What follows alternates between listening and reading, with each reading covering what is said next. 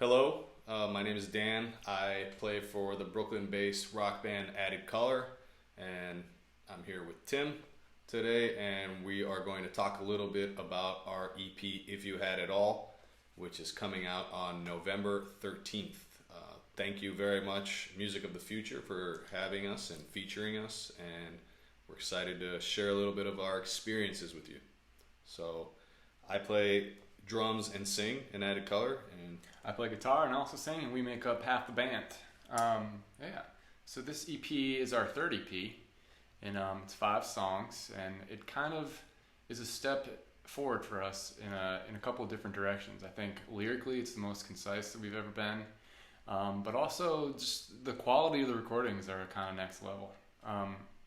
What would you say the lyrics to this 5-song EP are about? so, as you said, the lyrics are a little deeper than our last releases. We, in the past until today, we talk a lot about the message of being yourself and the message of how important individuality is, how important it is to embrace the eccentric side of you. I mean, that's always been kind of the underlying message of Added Color. And we continue to relay this message on songs like Less Like Me, for example. But we also added a few more underlying subtleties to this album. Basically, I'd say the story of this album was we had been touring a lot for 2-3 years straight, living out of a van, going to a bunch of cities that we had never been to before. And one thing that started frustrating us and making us really reflect a lot on what was going on, and which I think has become more and more relevant in this day and age today, what we're going through in 2020, is that started realizing that all cities kind of look the same and are owned by the same corporations, same companies. So you go into a city and you can expect to see the same things over and over, and I feel like that was creating a frustration for us. And I think that tied in an interesting way to our message of individuality in a personal level, where as we thought that the cities that we were in had no identity as well. And I feel like this EP kind of combined those frustrations a little bit. So we have songs like Chains that are talking about driving around, literally driving around and seeing the same chains and franchises everywhere. And so I feel like there's a little bit more of a social critique on top of the message of individuality.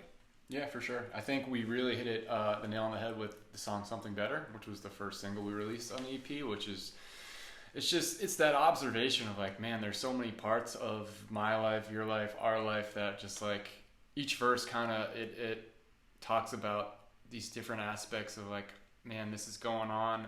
It's kind of holding me down. It's holding me back. And I know that I need something better. I know you need something better, and I know that we all deserve something better. And how hard, and like, is it that hard to like have that? I don't know. Maybe it should. I don't think it should be, but it's proven me wrong over and over again.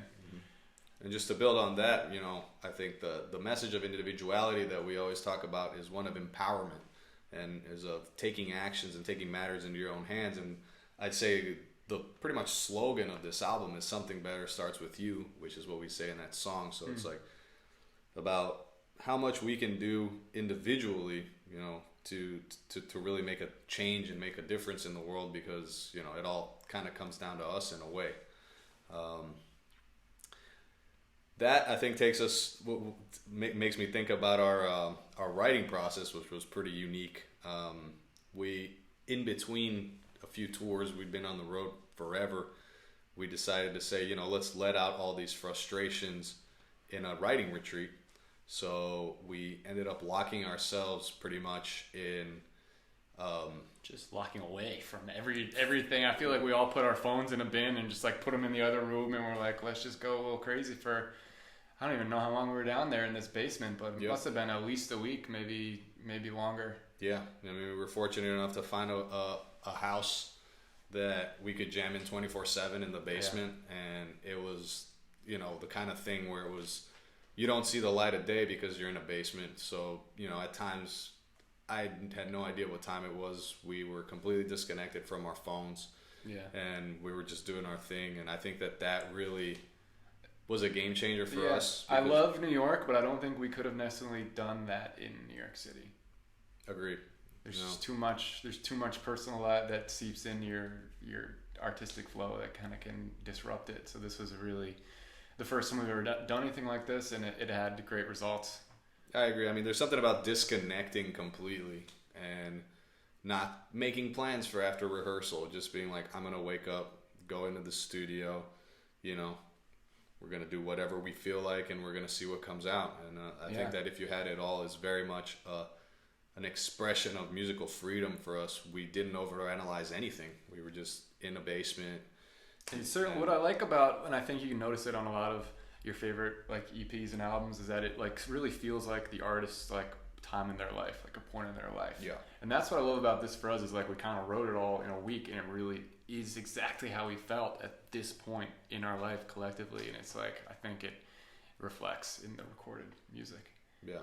And what's cool also is that the timing was very right, because we had just started to really deepen our relationship with the Silver Chord Studios, which is, if you don't know about it, it's owned by the band Gojira, French metal band, in Brooklyn, New York. And we had just, we'd known them for a year or two, and we had just really solidified our friendship with the engineers that worked there. So when we were done, we hit them up, and Jamie Ertz, who's very involved with the studio there, he said, come on over, let's record drums, let's record guitars, and then I will set you guys up with a rig in your bass player's apartment. We decided to do it at Danny's apartment, our bass player, and from there you can do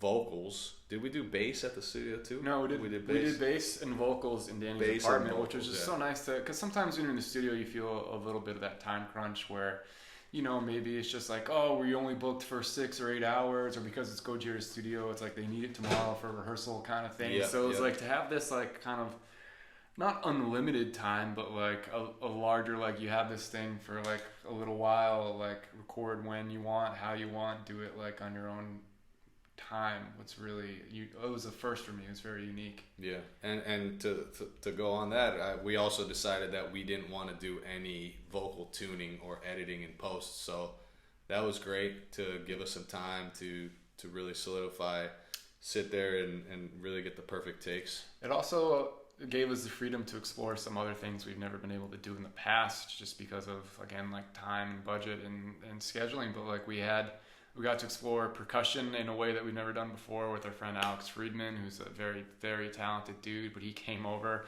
to Danny's apartment with like a whole bin full of all this crates, some stuff he built, some stuff he's found in his travels and his journeys. And we also had our friend Scott Moore come over with his violin, and we just we didn't have anything written down. It was like Scott, who's got an amazing ear. It's like, this is his song. Let's try to like kind of create something now that we're going to fit in. And that, I think, took the songs to a whole nother level. Yep. And then, of course, the cherry on top was Johan Meyer mixing it.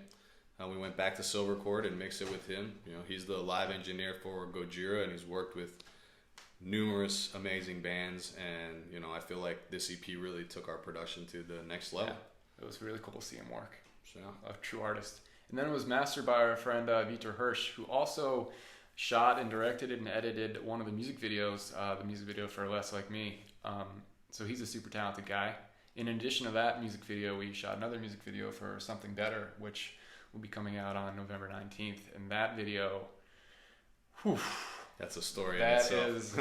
We kind of want to do some clandestine shooting, and we found this location we won't tell you where it is, but we kind of had to sneak around to make things work because we didn't really have a permit for it, and we were shooting in this really cool old school that was just every square inch of this place was covered in graffiti. And then we've always wanted to make a music video where we're kind of like have our amps on fire behind us, so we did that. We burned some old amps that weren't functioning anymore, and it just looks super duper duper cool. So yeah, I think that's pretty much the story.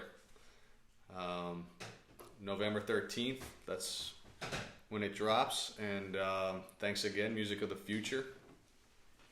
Added color. Check it out. See you.